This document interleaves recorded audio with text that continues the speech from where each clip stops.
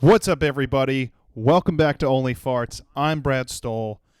Thank you for returning. It's good to be here. Some plugs up top. If you like me, follow me at dammit_Brad, Chef Asshole on Instagram, at dammit_Brad on TikTok. And if you want to become a member of the Patreon, do so. That's patreon.com/onlyfarts. Yeah. You love the promo up top. Definitely skip that part. I'm happy to be here, everybody. In the podcast groove, as they say. I've had a very eventful week. A lot of ups and downs, but I'm trying to figure out where to make eye contact because I'm stupid and I put the camera side on the opposite side I typically would. So there you are. There you are. And for anyone doing audio, this is fucking pointless, of course. I always make it about the people who want to watch my face. And I'm like, why would you want to hear my radio voice when you can see all of this handsome? All of this handsome. Oh, look what I got here that you can't see because you're listening. But if you're watching, oh, God. A good old seltzer. Is there alcohol in this? You bet your ass there's not because this is a seltzer. And seltzers don't actually have alcohol. That's a White Claw. Specificity is important. We talked about this. Don't make me ask you twice. What do you call it? Soda water, seltzer, club soda, not a White Claw. This is a delicious version. This is white peach ginger. Jesus Christ, that's bougie. Somebody get me a towel and a fan. I feel like I'm on a tropical island. Oh, yeah, man. Dude, I went to a coffee shop the other day. Was it a coffee shop? Oh, no, it wasn't a coffee shop. It was a... fuck, where was I? Oh, no, I think it was at a coffee shop with a friend. And I was like, yeah, can I also get like a Pellegrino as well with my my coffee? He goes, a what? A Pellegrino? A bubbly water, club soda? He's like, oh, okay. He's like, yeah, no, we don't have that, but we do have this. Oh, no, sorry. I was out with my girlfriend. I'm such an idiot. I was out with my girlfriend. We went to this vegan restaurant. It was called Monty's. Don't go because it's overpriced and overrated. And I'm not anti-vegan food, you know? As much as, they're taking over the world slowly and we're all just becoming one giant piece of lettuce together, Use the same joke twice. Uh-oh. We're at Monty's and I go, yeah, can I get a Pellegrino with my burger because I'm a fucking fancy bitch. If I'm in West Hollywood spending $15 on a cheeseburger that's not really a burger, you bet your ass I'm going to get a Pellegrino. Okay? And the guy looked at me and he's like, a what? I'm like, a Pellegrino? Okay, I wanted to be like, a White Claw without the alcohol. He's like, oh, right, the thing that nobody wants. Right. Well, he didn't have that, but he got me some bubbly soda water, which was very nice of him. But it was really funny listening to him talk to his coworkers after, and he's like, yeah, no, he also gets a Pellegrino with his food. And I go, this motherfucker just figured out what that word was. What is he talking about? Don't act like you knew what that word was before. Don't you love when people do that? They'll just start using the word abusively in front of you to be like, no, I'm educated now. No, you're stupid. You didn't know what it was before. You're in your 20s and you didn't know what a Pellegrino was. If I would dare say, a very popular brand of seltzer water. Club soda. I'm getting so much trying to drill it into you people's head. That is not... White Claw is late. That is a late addition. La Croix, Pellegrino, all that stuff, very relevant now. He didn't know what a Pellegrino was. I wanted to smack him. I go, listen, buddy, you're selling $15 burgers and you're telling me you don't know what fancy bubbly water is? Well, you should with your prices. $14 for a sandwich the size of my fucking palm. That was bullshit. Possible meat. I know how much it costs. I know it's not exactly cheap, but it's definitely not $14 expensive. Fuck. A double patty cheeseburger, if you want to call it that. And then we got a cookie that was $4. Okay, so when like... Do you want something? I kept trying to describe the cookie to my girlfriend. I'm eating it. She was like, "What's it like?" Because I finished my food fast. I eat like a glutton. I'm in my past life or my I guess in my future life when I be reincarnated into a competitive eater or all the food that they eat. One or the other. I know it's either like an inanimate kind of thing or something else. I want to be a competitive eater in my next life because I eat so fast. I eat so fucking fast, dude. I'm a lawnmower. You can find me at Home Depot, and I'm not going to be on sale. I ain't cheap. I am a high-class lawnmower when it comes to eating. I will literally... I love people's reaction. Whoa! Whoa! Whoa! Everyone is just surprised, like housewife, like, whoa! When did you do all that? How did you consume all that food? With my fucking mouth. All you people just stare at your food and hope it goes down your throat faster. I, for one, don't have time for that. I eat the same way my work ethic is. I just fucking hustle through my food. I enjoy it, though. If I really like something, some stuff will slow me down. You know what that Monty's Burger did? It made me wolf it down because it wasn't that good. If I eat it too fast, not that great. If I eat it really slowly, this thing must be really fucking good or I'm struggling because it's terrible. But I'll make faces if it's not. I'll make faces either way, but like, I hate when people fucking do that while you eat, though.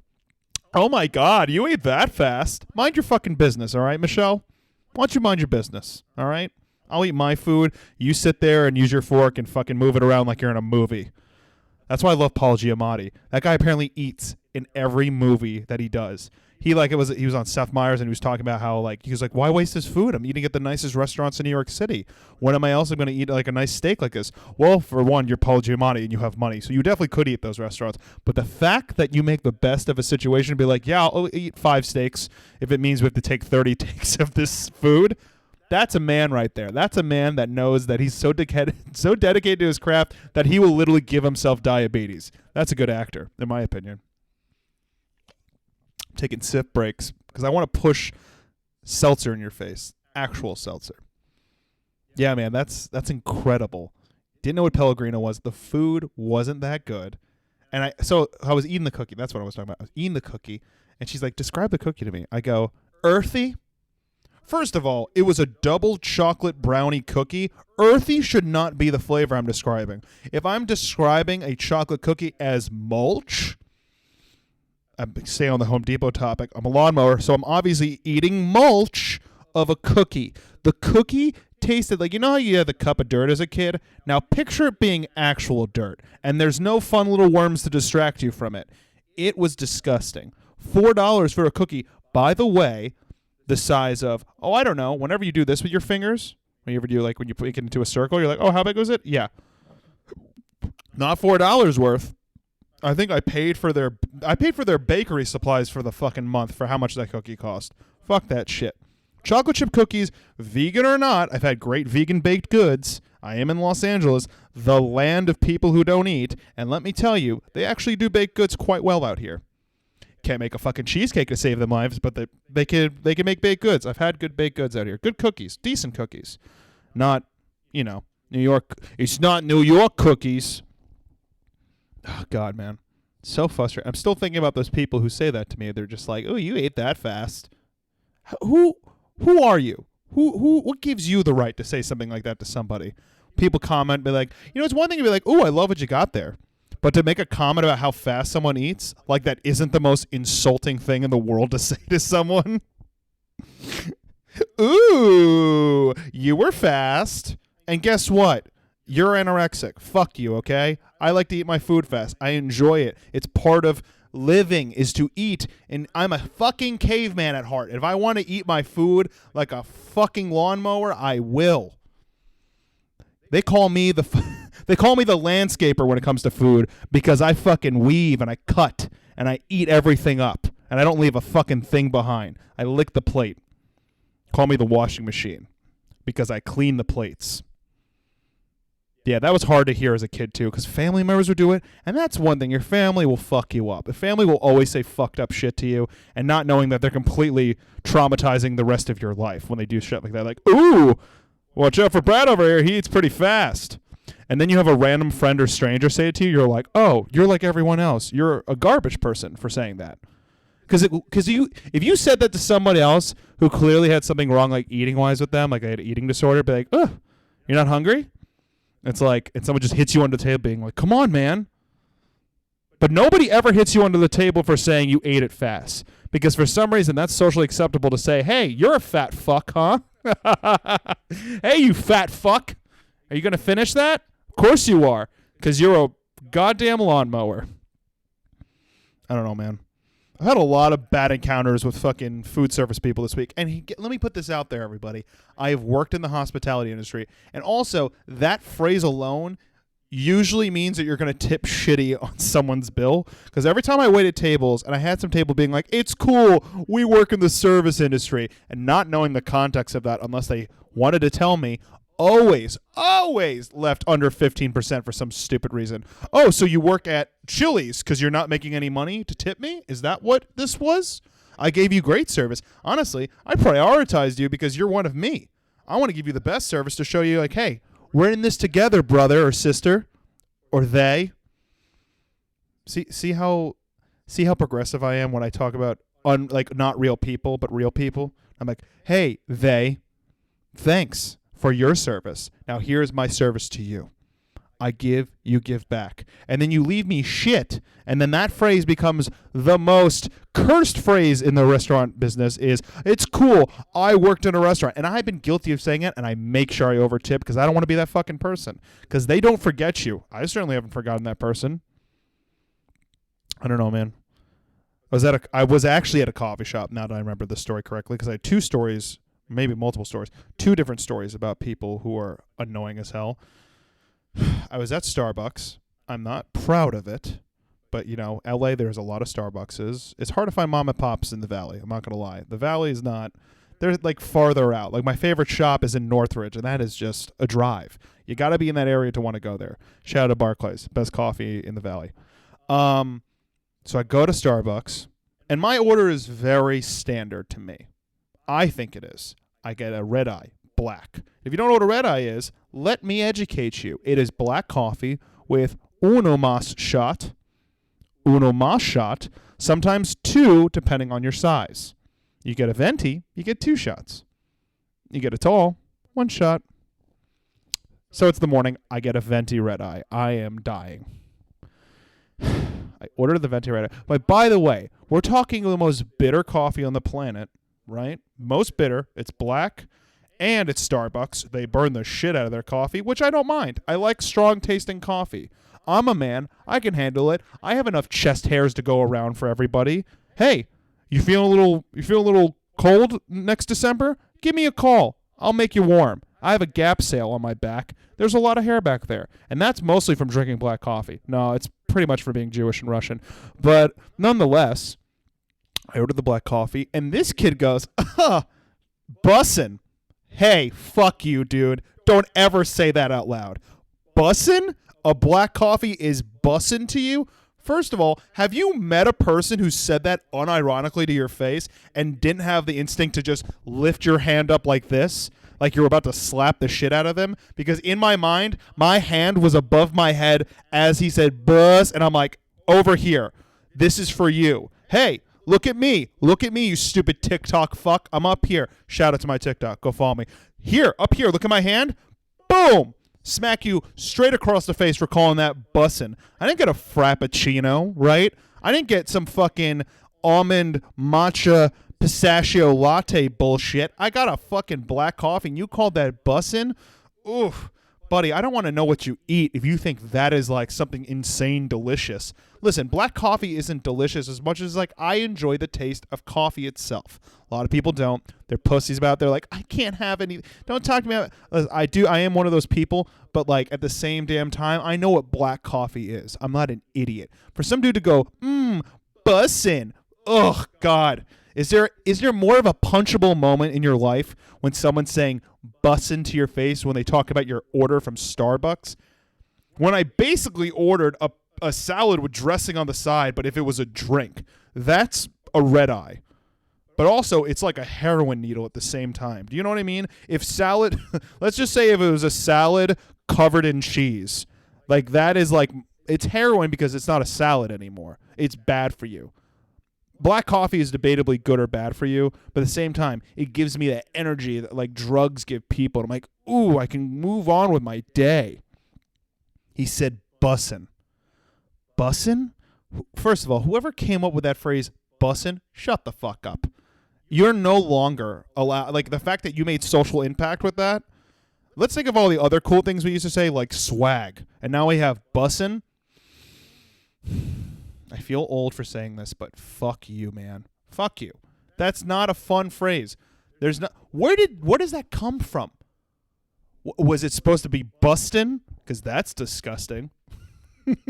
Just eat like a giant eclair and they go, ooh, busted. Gross. Go home. Go fucking. You should be a predator after saying that. After saying bustin', after somebody bites into a eclair and just squeezes out of their mouth, and you say bussin'. Gross. There's not a grosser word than bussin'. Bussin' is the moist of today. I personally think that. Say bussin' to somebody after they order something. You're with a friend, and they're like, oh, what are you going to have? And I'm like, I'll have a chicken Caesar salad. Why not in this scenario? And I go, what are you going to have? He's like, I'll have the fettuccine Alfredo with extra sauce. And I go, bussin'. Fucking kill me. You're allowed to reach over the table and punch me in the nose. Punch me in the nose. Give me a bloody ass nose. And let me think about what I just said. Because I don't think anybody thinks about what they say when they say the words bussin'. Ugh. God. Bussin' sounds like you're trying to be sexual, but like you had like a speech impediment in the middle of it. You're like, bussin'. It's like, what? Someone on a porn set? Cut! Did that guy just say bussin'? Yeah, he said bussin' as he was busting. Nah, fire him. We'll get another guy to do it. There's plenty of them. Bussin'. It's so gross. I also love when I'm in public and I catch like the end of people's conversations. Don't you love that when you're walking by, you just hear the last couple words? And what I like to do is like I'll talk to my friend and I'll like finish their sentence as we're walking by. But my favorite thing to do is catch people say stuff like this. This is something I literally heard this week. And she was like dressed to the bells and nines. She was bussin'. No, fucking no. She was dressed up like very yuppie, right? And she's clearly on the phone with either a grandchild or actual child. Somebody, but she's older. And she goes, oh, of course, you know I love you most. She didn't have a British accent, but I feel like she should have if she's going to say like, Mommy dearest loves you the most. That's the rudest thing to ever tell someone, and also to psychologically fuck that kid up, because you probably don't love. You're never going to tell the person you love the most that you love them the most. That's a card you keep in your back pocket to fuck up people in your life. When you say someone like, you're my best friend in the world. No, they're not. Because you wouldn't have to say that if they already were. If they're your best friend in the world, being like, I feel like the equivalent of saying like, you're my best friend in the world is like, you don't need to. Like, stop insinuating that you should do more. That's a best friend. But when you're like, dude, you're my best friend. Bye-bye. Say goodbye to your friendship because it's already on a one-way ticket on to fuck you town. You're my best friend. You're my favorite shot. You're my favorite. Ooh, that kid is going to be so messed up. I'll see you in your rock band when you start your pop punk band at a late age that shouldn't have happened. I love that. Oh, you know I love you the most. There was another one where I was at a Buffalo Wild Wings and I heard this. This person had, first of all, if you have, I think I've said this before, but if you have a very different color part of hair, clearly you're going through something. Like if your hair is bright blue or pink, I'm going to assume you're going through something. I don't know what, but you're definitely not supposed to have that. That wasn't part of your plan. You're not a pop star. If you're not a pop star and your hair is a totally like different shade of another color that's not a natural color, like blue, red, dare I say it, orange. Oh, no, I mean orange red hair. If it's blue, red, pink, green, you're going through something. There's no way you're not going through something. And then this is what the person said, ready?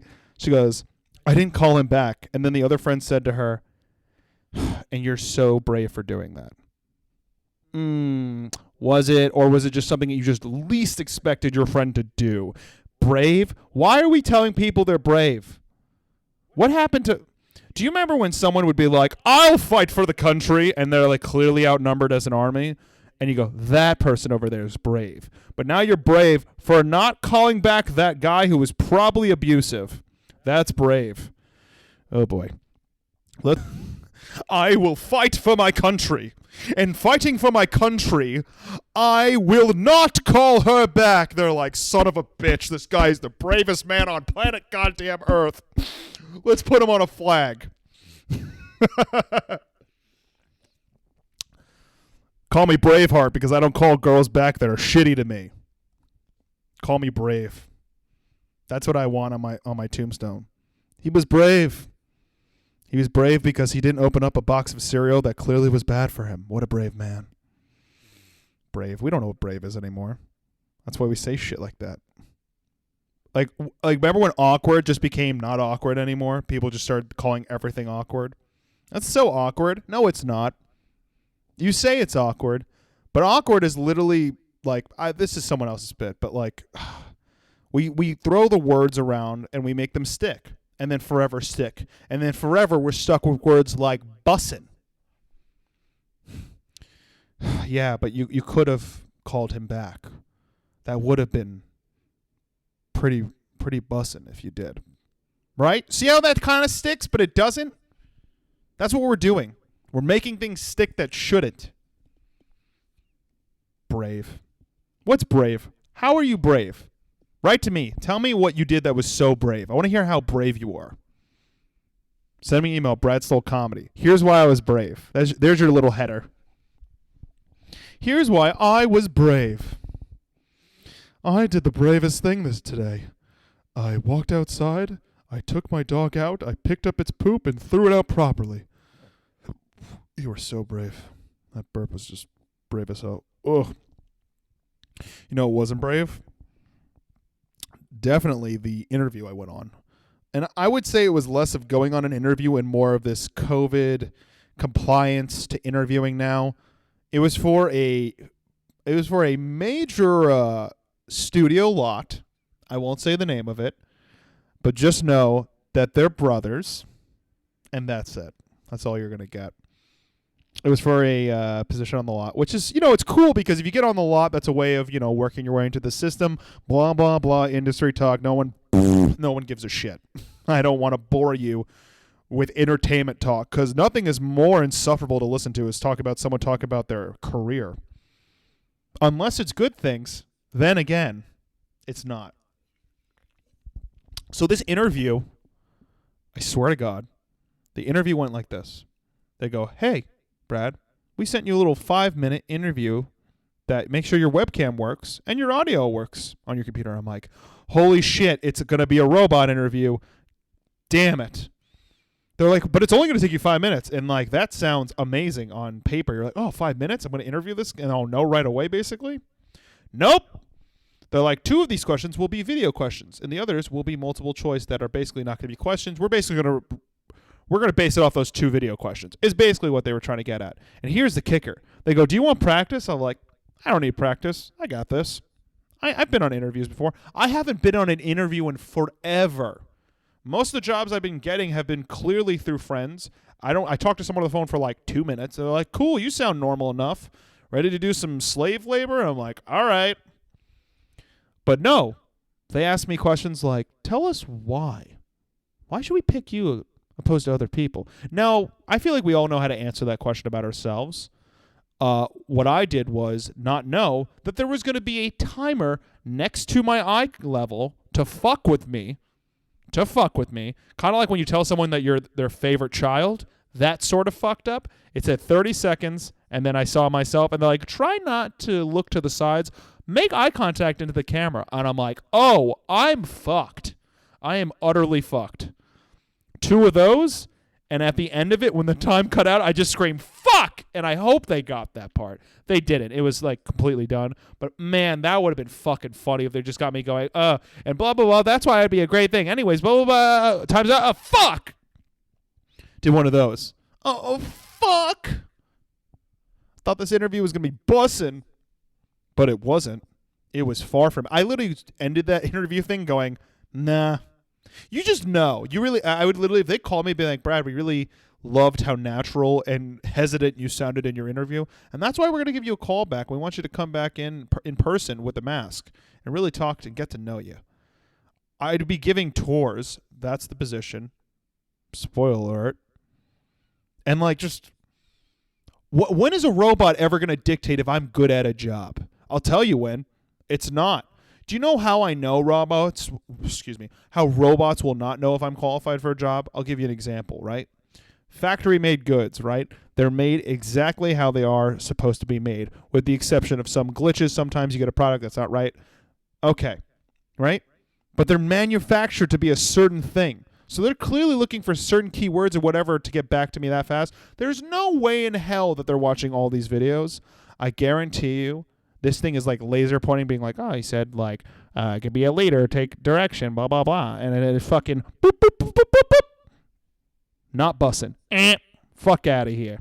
That's how I know, is that I am not the manufactured copy, the little voguing there. I'm not the manufactured copy that you should be looking for, and that's why I won't get a job like that. Although I would fucking crush it as a tour guide. I would be so fun, man, making jokes about the movies, making up facts, so people come back and being like, oh, yeah, that gutter over there is where the Godfather got shot in the movie. Sorry for spoiling the movie that's been out forever.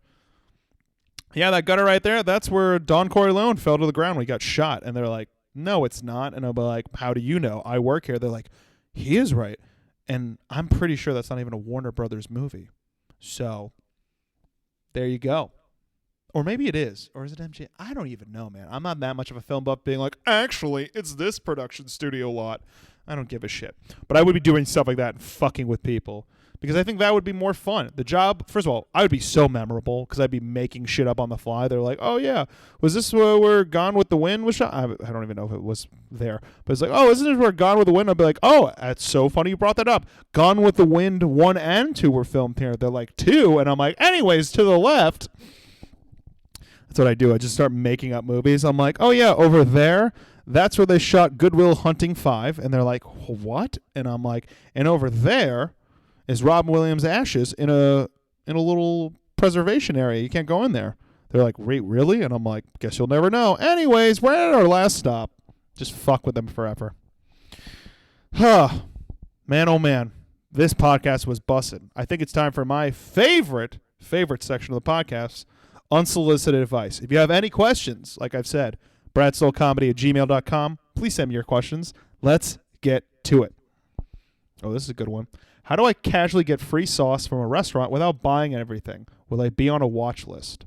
Now, I'm assuming you're talking about like a fast food restaurant, because they're starting to get even shittier about sauce. They're like, oh, the first 2 sauces are free, but after that, it's going to cost you your mortgage on your house, because fuck you. That sauce is ours. We don't want you bottling that up. Which there are psychos out there that are definitely bottling up Chick-fil-A sauce on their own. Here's how I would do it. I'd go into the restaurant, because people are starting to let you back into these places. I'd go in. And I'd walk in with the bag as evidence that you paid for something. Because you're not going to, first of all, you're not going for just sauce. If you're walking into a restaurant to just get sauce for free, you're out of your mind. You're crazy. Or you're homeless. Don't do that. Don't do that at all. Walk in with the bag. You go, oh, hey, they actually forgot to give me Chick-fil-A sauce. Do you think you could just throw me a couple? If you're that casual, that little softball of like, come on, we're just being guys here. We're just being pals. You got to hook me up with some Chick-fil-A sauce. And the guy's going to go, ugh, I do hate my job. I do work at Chick-fil-A, and we hate gays. So here you go. Here's some more Chick-fil-A sauce. Boom. No watch list. Sayonara. I'll be at the other Chick-fil-A doing that. And if you want to stop at another Chick-fil-A that just happens to be down the road, do the same shit. And you'll be stacked with Chick-fil-A sauce. They won't even know what hit them. Be like, haha, fuck you. I got all the sauce. I'm a sauce boss. I got a lot of these questions, particularly this next one. I want to lose weight, but I'm lazy as hell. How do I overcome this dilemma? Well, you're definitely not asking the right podcast about that question, although I started to eating a little healthier this week, so yay me. Here's the thing. Body positivity. We talked about plastic surgery last time, a little bit about that. Here's the thing. If you genuinely want to lose weight, you won't talk about it with everybody around you, because that's the toxic way of going about things, is just being like, oh, I just want to lose weight. Oh, I just want... Stop talking about it and just fucking do it, because you bring everyone else around you down. How do you do it? The internet is endless. To act like there isn't diet plans out there for you at this point, you don't need a personal trainer. You don't need to pay a fucking... coach. Obviously, don't starve yourself and start drinking fit tea like an influencer. By the way, they don't drink that. It gives you cancer. Fuck you. But also, if you want to sponsor me, I'll take your money. I really feel that if you want to lose weight, you're going to do it. And I've done it. I've lost weight. I've been in the best shape in my life before. It's possible. Go outside. Go on a hike if you have the opportunity. Go on walks. Go on runs. Go to a gym if you feel safe about it, if you have an outdoor one. There are ways of losing weight. Eat healthy. It's really not that expensive. There's really easy ways to do this and saving money. Don't go crazy. Look it up. Find yourself a plan that works for you. Not everyone works the same way. And figure it out. You will. If you want to be skinny and whatnot and impress that person in your life, you will.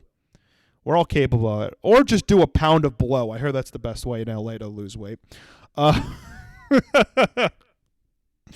Ooh, this one's a deep question too. What is something you should always know when you're trying to make someone laugh?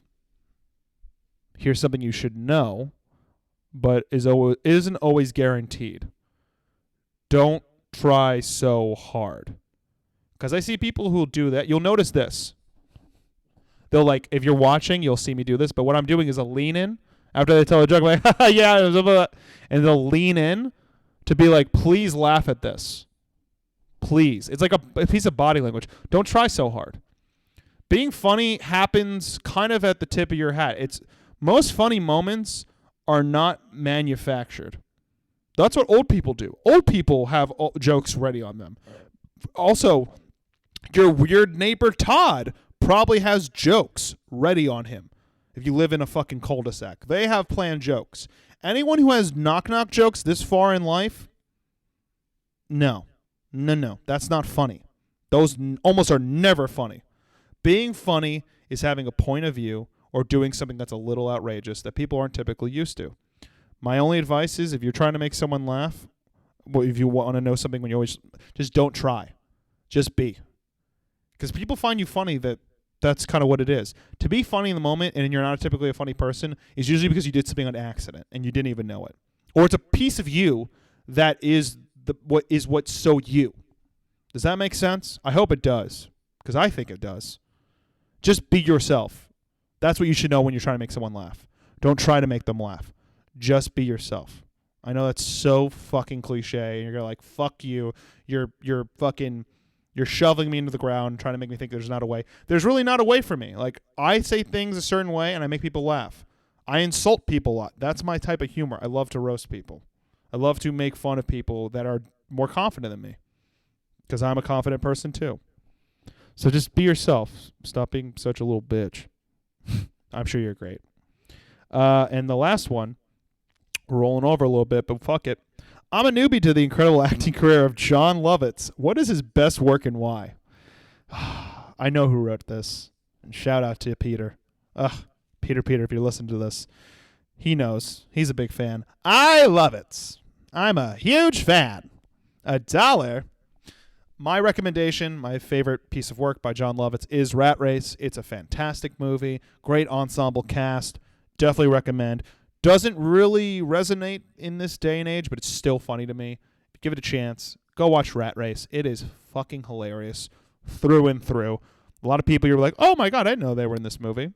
That's kind of how I feel about it. But this was an episode, huh? This episode was bussin', huh? Hope you guys all follow me on all the platforms. Join the Patreon if you can. Patreon.com/OnlyFarts. We are here every week. I haven't decided on the day. I think it's going to be Mondays. That seems to be a good deadline for dates. Yeah. Guys, if you have anything at all you want to add, hopefully we'll have a guest this week. I'm uncertain of that. But love you all. Have a great week. And don't forget. Bye.